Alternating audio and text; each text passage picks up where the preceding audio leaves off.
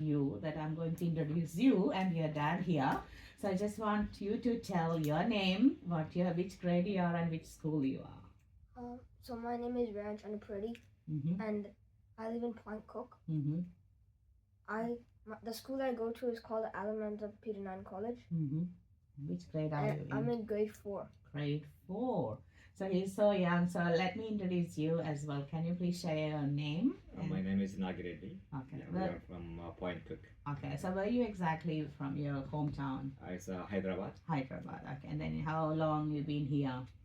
We have been around 7 years. 7 years. And then how many kids you have? I have 2 kids, Yeah. 2 boys. Okay. The elder one is 13 years old now. Okay. So what's his name? Dhritin. Okay. What is he doing? Your brother? My brother has finished his selective exam. Okay. And he's going to which school now? He's going to Melbourne High. Wow. Congratulations. That's Thank a you. tough one, right? Yeah. He was practicing all the tests and everything. Yeah. Okay. So let's talk to him and find out what is he doing in the world of chess. Okay. So you're in grade 4, and I know from your dad, he mentioned that you were there under 8 competition in Georgia, and that's a world, like a global competition, and then you got sick, but you were up to grade like a 9th level in the whole globe chess people, and then you won the Asian trophy. Now that was another October 2022. October 2022. So you are doing lots of things in chess. So can I ask you, when did you start playing your chessboard? I should bring a chessboard here and play with you. Anyway, yes. I started playing chess when I was 5. 5. Okay. So I was learning the rules at 5, and at 5.5, I could beat my uncle, and by the age of 6, I could more or less beat my brother. Wow. And then at the age of 7, I started to go to international tournaments. Wow, age of 7. 7 or 8. 7. At the age of 7, he used to play in different tournaments. Tournaments in different and then, clubs. Just when I turned 8, I went to the Asian Youth. No, wait. At first, I went to the World Cadets. And World Cadets. Okay, That's called World Cadets Chess Championship. Chess Championship in Georgia. Yeah, that's in Georgia. Yeah. Then there I got 10th place. Yeah. And then not far ahead, I went to Bali in Indonesia, and there I got a gold medal for Australia. After 33 or 35 years, I cracked the record again. Yes. And then now I'm planning to go to Italy in November. Yeah, that's great. So I just want to check with you. You started from 5. You did beat your uncle and your brother that young age. So how did you feel like playing with the chess? What is your inspiration at that age? Do you remember? So mostly I used to look at channels of chess, and then I used to look at most of Michael Tal games.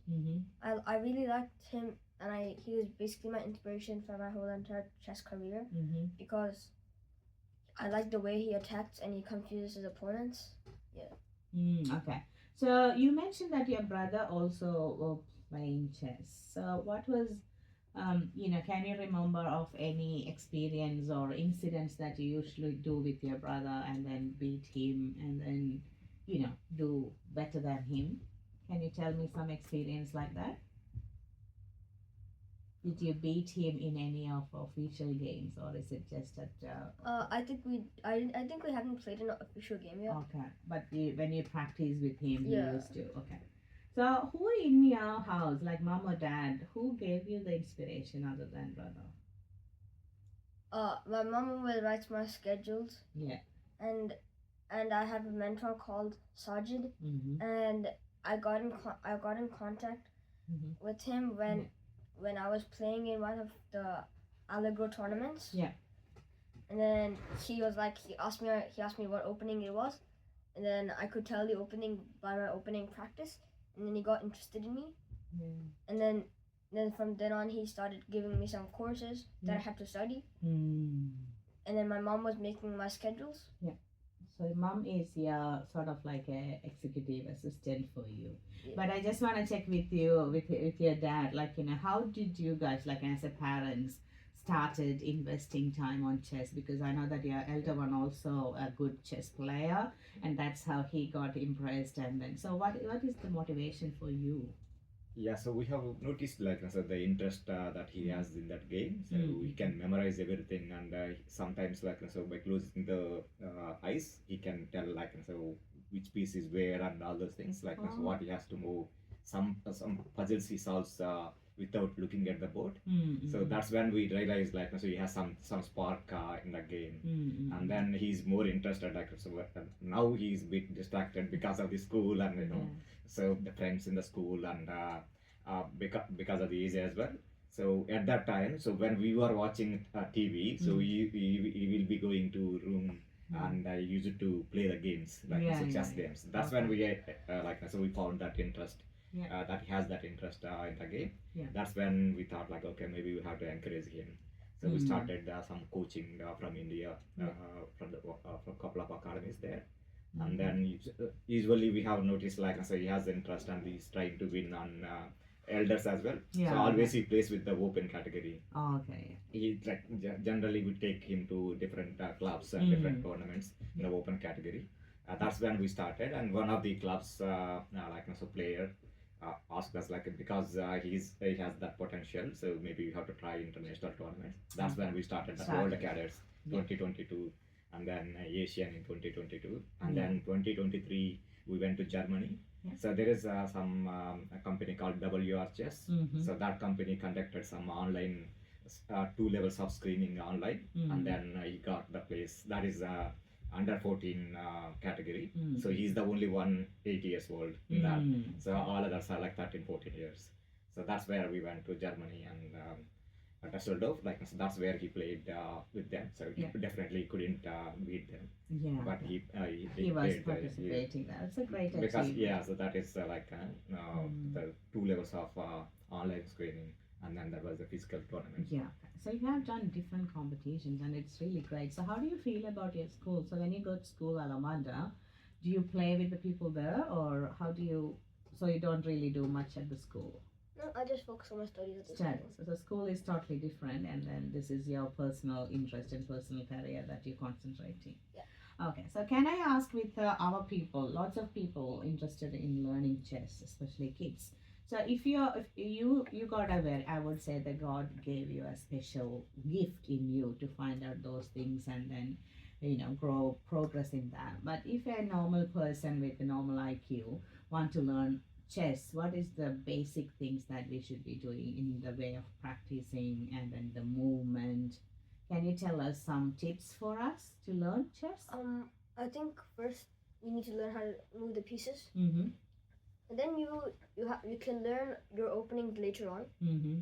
But first you need to know how pieces move and how you put the pieces on the board. And then for openings, there's a different variety of openings. So you probably need a coach to tell you what the best opening is.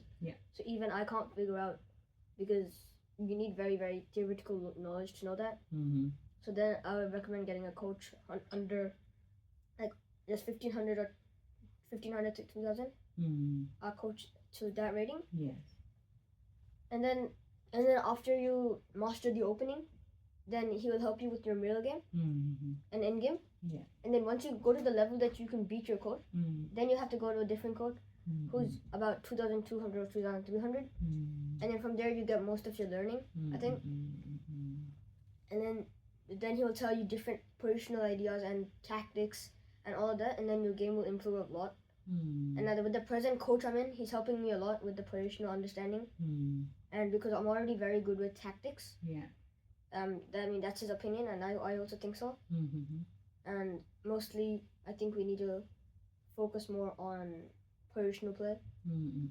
So I'm picking up. I'm not a chess player, by the way. So if I tell silly things and mistakes, let me know. So you mentioned 3 different games, like an opening, middle game, and end game, right? So is that the only phases of the game, or is there any other phases? So opening is like 15, 20 moves. That's when the opening finishes. And then after you finish the opening, Mm-hmm. a middle game is most part of the game. Mm-hmm. So middle game is until the queens trade off Mm-hmm. and two or three other pieces trade off. Yeah. Then it goes into the end game. Yeah. And then end game, you need end game knowledge to figure out the plans in the end game, which is also like you need some books to understand that. Yeah. So the main part of the game is more like 20, 50, and 30. So Mm-hmm. so the 20% of it is the opening, 50% is middle game, and 30% is the end game. Yeah, okay. So you need to be really well versed in all these three things, Yeah. because as an amateur chess player, I always take the smaller one first. Is that the rule? There's different openings. Oh yeah, okay. So you can take the pawn first. Yeah. In most of the openings, you take the pawn first, but then you can also take the knight first. Knight first. Okay. Yeah. Yeah, Mm. and also, I recommend doing opening first. I mean, Mm-hmm. yeah, you do opening first, and then before you do middle game, I recommend doing end game, Mm-hmm. because most people make the mistake of not studying end game, and Oh, okay. because when the queen trade off, they wouldn't know any plans and how to do the theoretical end game. And then if you have learned it, then it will be easier for you to understand. So I recommend doing the end game first before the middle game. Yeah. Can you give us a couple of tips for our listeners how to do your end game, how to move your king and queen? Or what are the things that you should be I think really... if you want to know the basic end games, Mm-hmm. then the best book to study is 100 End Games You Must Know. Wow, okay. Okay, so now that book is basically about all of the end games that you can get out of nowhere. Mm. So like the normal end games that you will get. So that's the main book that you need to know before you start studying. Mm-hmm. And then after that, the book that I'm studying now is a Shershevsky book, Mm-hmm. and that one is probably a bit more complicated. But then you need to understand the 100 end games you must know first, Mm. because that book is very, very important and very detailed on all of the. So when you say that you're studying the book, you look at the end games and then you practice with an opponent. Is that how you do? No. So you look at the book and you have to buy a video course, Mm-hmm. and then you look at the video and the book at the same time. So you You play against the video. no, you don't. No, you just listen to the video, Okay. and then after the video finishes. Mhm. So I recommend doing like 30 minutes a day. Yep. And then go onto the PDF book, Mm-hmm. and then the lines that he told you on the video, you do on the PDF book. Oh, okay, yeah. And then next 30 minutes like that, and then next 30 minutes like that. So you tell your brain that this is the move. If this move comes, you do this and that way. Yeah, you have to just learn it. Like, Mm. so for example, if you're doing a rook and pawn versus rook, Mm-hmm. then you have to memorize that if I get this position, it's winning, Mm-hmm. and this is the way I win it. Yeah. Okay. And then if I'm in the worst situation, Mm-hmm. this is the way I confuse my opponent, and then that's how I might make a mistake. Okay. Yeah. So that's the way I do it. Okay. So you actually, I know that you mentioned that your strength is to confuse the opponent, and that's how you trick them and then do something for that. Can you give us some example how you do that? So when the opponent is on an inferior position, Mm-hmm. so when he's on the better side, and I have the worst one, Mm-hmm. then I try to make it as complicated as I can by putting lots of checks and captures, Mm-hmm. and then I try to muddy the waters a lot, Mm-hmm. and then so that he has to calculate a lot, Yeah. and then it will be an advantage for me if he's in low time, and then if he makes a mistake, then I can utilize it, because then if I have higher time, Mm-hmm. even if I have low time, Yeah. I can calculate really quickly. Mm-hmm. So that's another advantage for me. Mm. So yeah. So how do you when you play, do you look at the person and then see how he thinking, or you just always look at the... Yeah, I look at the person sometimes as well. Mm. But yeah, like if you want to go forward, you think you need to look at the board more. Board more, okay. Yeah. So you will be what is your mindset or theory? You are defeating the person or you winning in the board? What is the motivation when you do real games or your... I usually think that I won the game. Mm. Okay, I finished. I'm gonna win the game. Mm. But I don't relax right there. After he gives up and he resigned, Mm-hmm. then only I get relaxed, and then I just get ready for the next game. and I think that I have to get better for the next game. Yeah, that's great. So the way that you're talking, you can clearly see that you're high professional. And I was thinking like little moves that we do in our normal home play is not anywhere because you guys are talking really, professional ways and clearly see that you have that real tactical way. Other than that, I felt like you got a combination of God-given gift and your hard work and then real good coaches. So I feel like coaching is really good because that's where you understand how the different patterns are coming and then how you put your time in and things. So if I ask about your day, a particular day, how will it be, can you share with us if possible, how do you put your time aside for your practice, your reading, your learning for just for chess? So are you talking like a school day? Yeah, normal day or weekend, whenever you put more time for your So chess. weekend is like more time, Mhm. but weekend I put time in academics as well because Mhm. I can't just fall behind in academics. Mhm.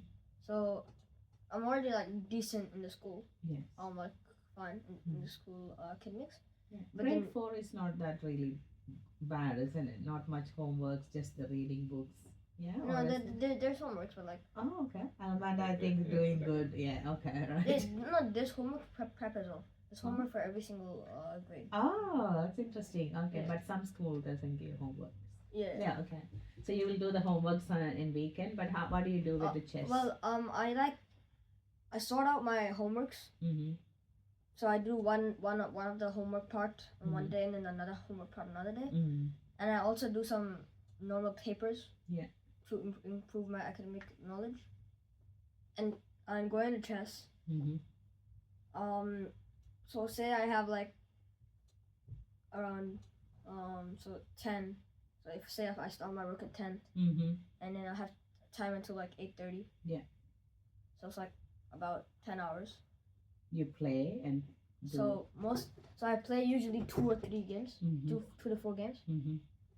I use most of my time for end game and opening. Mm-hmm. I don't really focus on middle game because that's what we do in the classes. Yeah. We do most of the positional play, and so that's what I mostly do. Mm-hmm. Do you play with other people during the weekend rather other than going into the club, or is it just about? You can play. I play online. Yeah. Online. Okay. Yeah, I use the website chess.com Mm-hmm. and you can play online. Yeah. And also Lichess is also another. So if a person who just a normal player want to be better in chess, what is your suggestion, advice? Or like you have to play this time, or you need to invest your time this many hours, or something like that. You have to practice a lot. Oh. You can't just say that I'm just gonna do academics and you can't just become better like that. You have to spend more than half of time on playing chess if you want to get better at it. Yeah. So if I have 10 hours, I usually spend like 7 to 8 hours playing chess. Yeah. What are the other sports or other areas that you're practicing or doing in your life? I don't really practice. I play football at school. Yeah. Then the rest is you're dedicated to chess. I play some cricket at home with my uncle. Mm-hmm. Because my uncle is like, he liked cricket a lot when he was in his childhood. Yeah. And he's really good at it. I think all Indians are. We love cricket. Yeah, that's great. So I'm just going to ask a couple of questions to your dad and come back to you, okay? All right. So it's really interesting to hear that how he dedicated his time in a daily basis and a weekly basis and then learning and then coaching, all those things. So how did you invest that time? I know that you do have work, your community and then your kids and everything. So how do you invest? Like he mentioned, mom is scheduling the time. You have coaches from India. So can you share a little bit with us? Yeah. So once we identified that he has that enthusiasm or that interest in chess, like we decided, so we push him to the extent where he can go. Yeah. So that's where, so we identified exactly what are the different clubs here in Melbourne. So what we do is I don't know anything about chess. Even my wife, so she knows to some extent because she talks mostly with coaches and other things. That's why she knows a bit, but I don't know anything. So mostly what we do is most of our weekends will be traveling to some club and playing the tournaments. Yeah. So long weekends also We'll go. we'll go there, and then as we don't know anything about chess, like what we do is we make sure, so whatever the schedules my wife prepares, our coach suggests, our mentor suggests, so we'll try to make sure like so that he follows that. Okay. So how many teams, like clubs that he is in now? At the moment? Right now he's playing in Hobson Chess Club, so that is in Altona. Yeah. The other one is Melbourne Chess Club, which is in Fitzroy. So that is the oldest chess club. But yeah, and then another one is Box Hill, so which is. So how can we be the part of the chess club? Is it like anyone can join, or is it? Yeah, so there will be two options. Like one is like, so if you are occasional player, so we want to play only one tournament or two tournaments, like you can pay some extra and then register for that tournament alone. Or if you are like so seasonal player and playing every tournament and things like that, then you can pay the membership. You can take the membership and then you can play the different events in a particular year at the discounted. Okay. So do they train them or no? So some clubs will conduct some sessions, but that will be like different by different people, and we have to pay for that those, as well. Like so. So mostly, sometimes like there are two types of tournaments. One tournament will be like couple of days or only one day, something like that. Some tournaments will be every week on a specific day. Yeah. Okay. So something like that. So it's a big commitment. So like so tournament will be like from 7 rounds to 9 rounds. Basically, he's going to play seven rounds, like 7 weeks or 9 weeks. So it is weekly tournament, like only one game on that particular day. Okay. So mostly he plays Mondays in Melbourne Chess Club and Tuesdays in Hobson Chess Club. Is it after hours? Like Yeah, so generally these games like so this is for open open tournaments.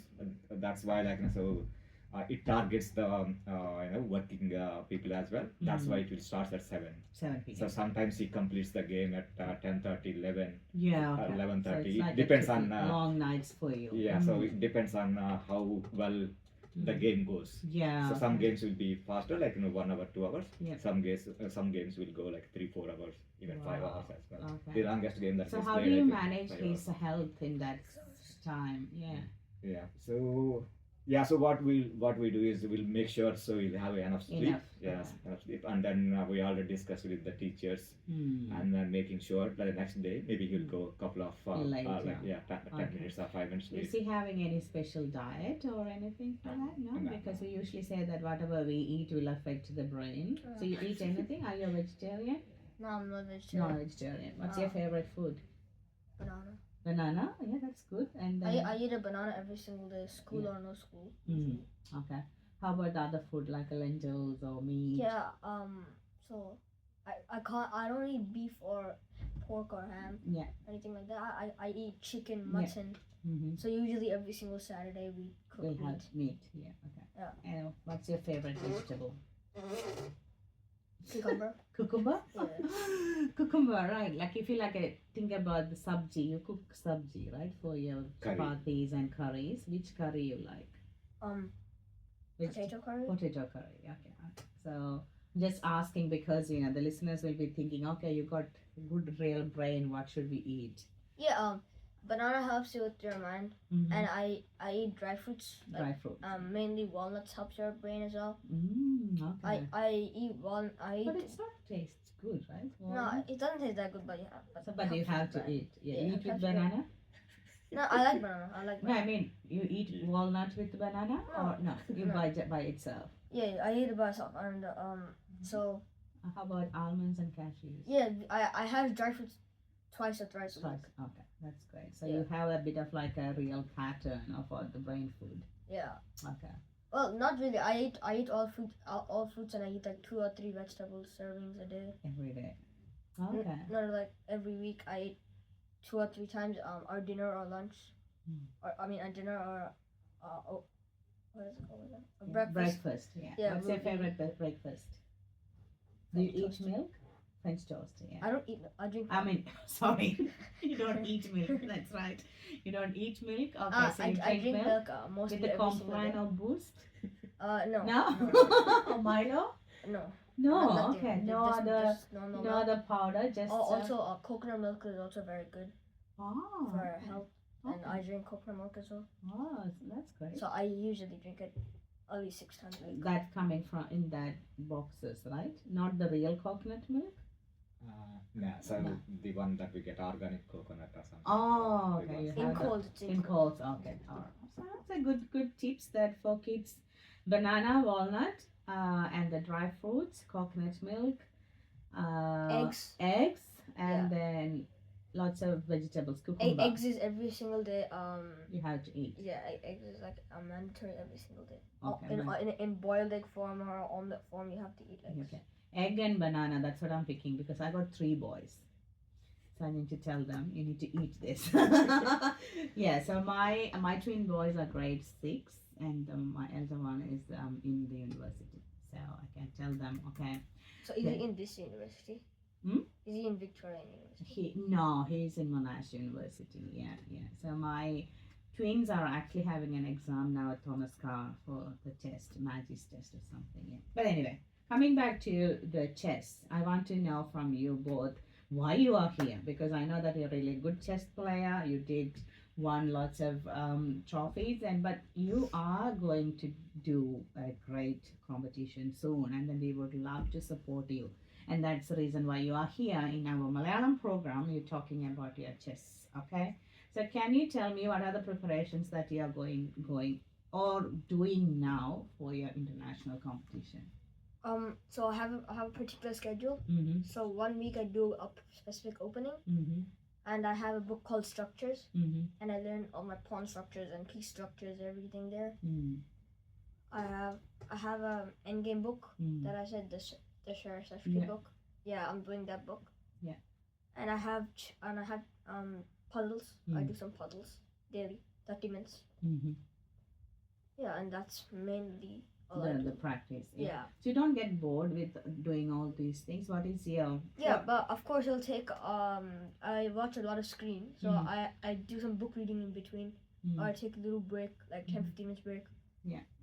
So And do I you have do these any reading kind of- glasses that I can wear, so Okay. which won't affect my eyes. How about you do video games? Do you do any video games? No, I don't play video You games. don't like it. No, Okay. I watch TV. I don't.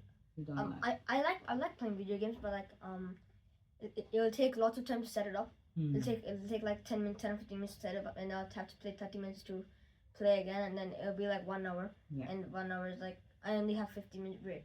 Like Yeah. I could save it up, but like I already watching too much screen, so like I can't really play video Exactly. games. So you don't play Minecraft or Roblox or any No, of those things. That's not your world. The Roblox is I feel like it's too much for my age.